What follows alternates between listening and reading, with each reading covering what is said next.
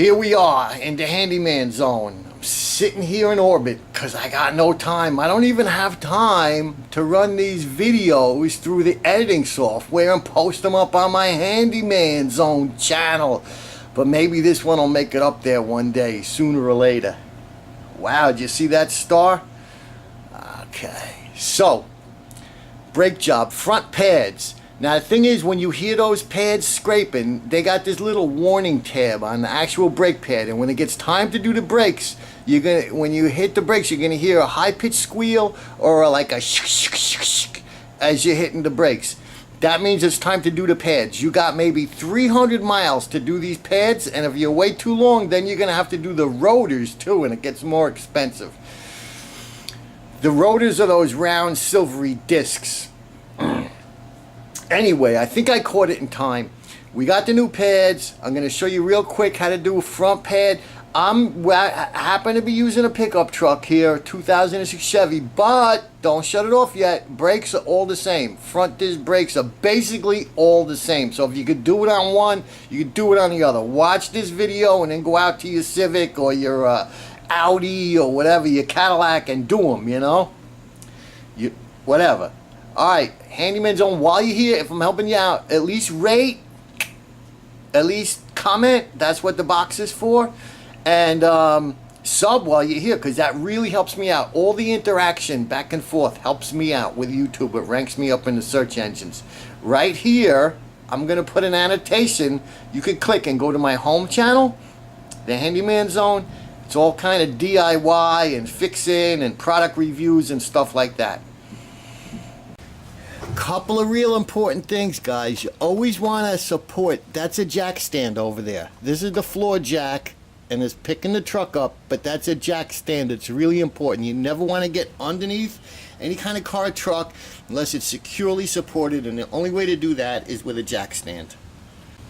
We've already taken the wheel off. We're looking at the hub here. This is the caliper, okay, and the brake pads are inside of there. On the back of the caliper, you're either going to have these big Allen key things, or on this example, it happens to be big nuts, okay? And it's all metric these days. This is 18 millimeter. And what I have done right before this camera shot started is using this breaker bar on my wrench to get a little extra leverage so I don't have to break my ass. I've cracked these. I've cracked these. 1, 2. I'm going to take these bolts out, and then I'll be able to lift this whole caliper off and take the pads out and put the new pads in and put it back together. It's a real easy job. So I showed you the big pipe we're using as a breaker bar to get some leverage on the wrenches and tools. Even getting the tire off. It's 8 big lug nuts on a big truck like this. Breaker bar helps. Getting those caliper bolts out, breaker bar helps. But let me go through a couple of the things that we'll be needing in the job today. Number one is a couple of rags.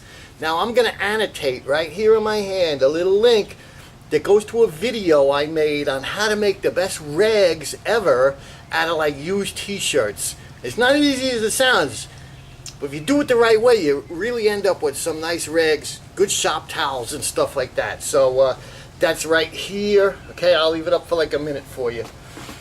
This is a spray brake cleaner. It takes all the grease off. Let's say your rotor from your fingerprints, because grease is like really bad for brakes. You want them like, you know, perfectly grease free when you're done with the job. So this, you just spray it down. All the grease goes off and it evaporates in like a second. It's also a great solvent for other stuff too. Everything from cleaning greasy fingerprints off of things to getting like tape residue off and stuff like that. Really great solvent. And then I purchased the replacement brake pads. These are ceramic brake pads. They're made out of a ceramic material. And there's pairs. There's 2 on each wheel, and they come in a set of pairs. So there's actually 4 in the box. 1 for each side of the truck. 1 pair for each side of the truck. And a little note, I'll tell you right now, the nice thing about doing brakes here is that, like, if you screw up and forget where something goes, you can go look at the other side. It's like an exact mirror copy. You can go look at the other side and, you know, come back here and do it. So that's a nice thing about doing brakes. So anyway, we got 2 sets of pads we're going to put on. And you can see how thick these are. There's about 1/2 inch of ceramic material. The ones in there I'm going to show you when I pull it out, but there's like like a credit card thickness, like a 1/16 of an inch left on the metal backing. They're really worn out. And then in the box comes with the clips. You're going to put new clips on it. All right, so that's the brake pads. And then you're going to need some brake grease. There's special grease for brakes. It's called caliper grease. It's like high temperature grease. It can get really hot and it won't run off. If you use regular axle grease, you're just going to screw it up. Don't use axle grease. A little brush to put the grease on. And all right, so anyway, I've backed these out. Now these are like a unique bolt. You can see here's the bolt head, and then it's threaded up at the top, and this is basically a shaft where the caliper moves back and forth on, and this end is like an indexing pin to keep it in position. And you can see there's actually some grease residue on there from the last brake job, of which we'll wipe it off, and then we'll spray it with that spray cleaner, wipe it off again, and we'll apply new grease before we assemble it, and that'll keep the caliper moving nice and smooth. You don't want a box to like throw the parts in as you take them out, because you definitely don't want like these caliper balls rolling around on the ground and stuff like that. All right.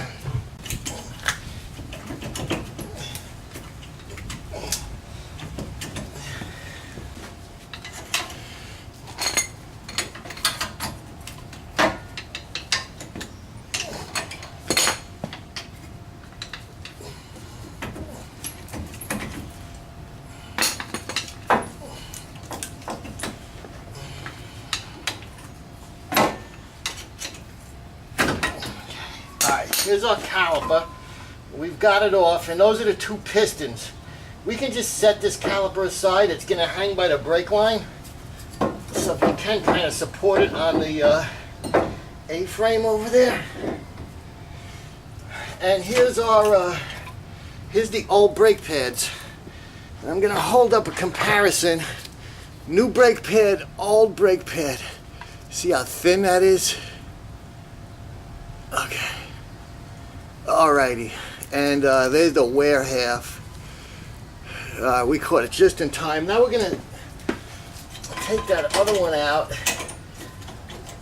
and this will give us a chance to inspect our rotors and see if there's any glazing on them, which would mean they need to be replaced. And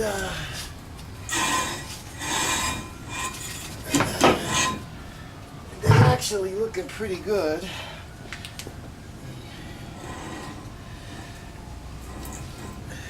I think we caught it just in time. Now one of the steps you'll have to do to get this caliper back on, these pistons, we're going to have to put them back in their bore all the way, because as the brake pads wear, the pistons come more and more out. We're going, every time you hit the brakes, those pistons move a little bit in and out to apply braking pressure. But now we got to get them all the way back. We got to make up for that 1/2 inch of wear on these pads. We're going to use a big C-clamp for that. And we're basically going to squeeze them back in with the clamp. So we're going to position these things in such a way that we can easily access it.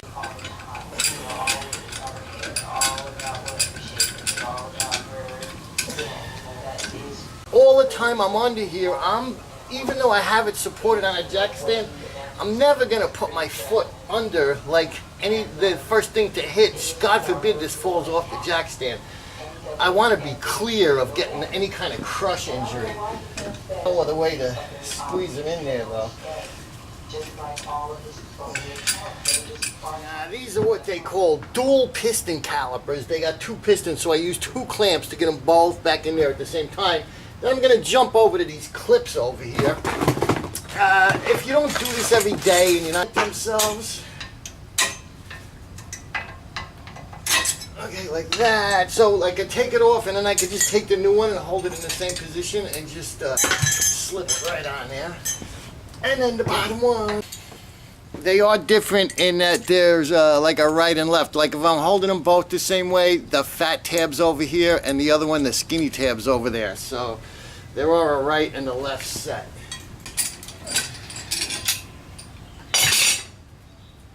Get dust boots in. Now, just put in a couple of dabs of this crap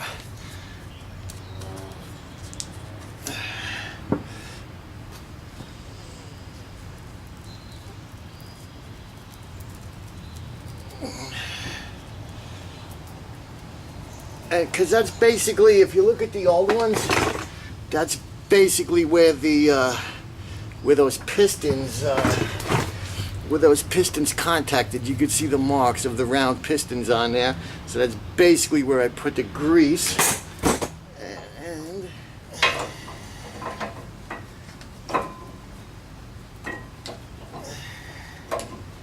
okay. Very good. Now, let's slide this caliper right back over those pads. Watch these little rubber boots get in the right positioning. Okay. Now we're gonna clean up these bolts from before and stick them back. Give them a light coat of new grease and stick them back in there.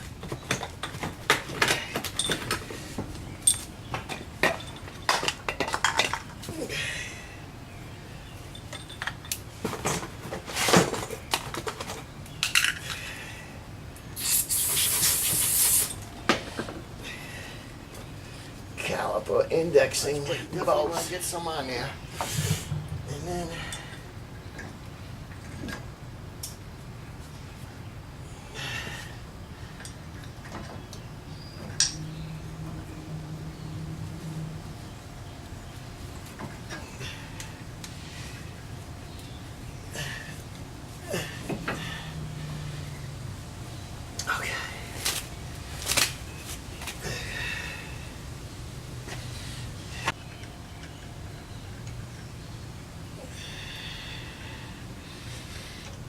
okay, we're almost done with this side, and we just have to repeat this, basically.